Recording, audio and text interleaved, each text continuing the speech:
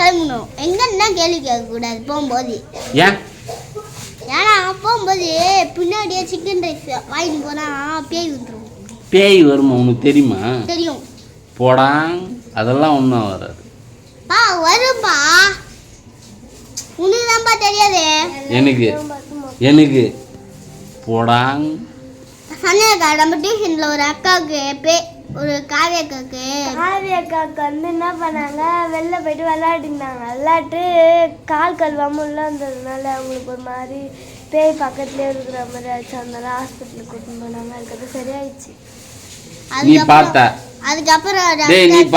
அதுக்கப்புறம் இன்னொரு அக்கா டியூஷன் வந்தாங்க. அந்த அக்கா தான் வரலையே.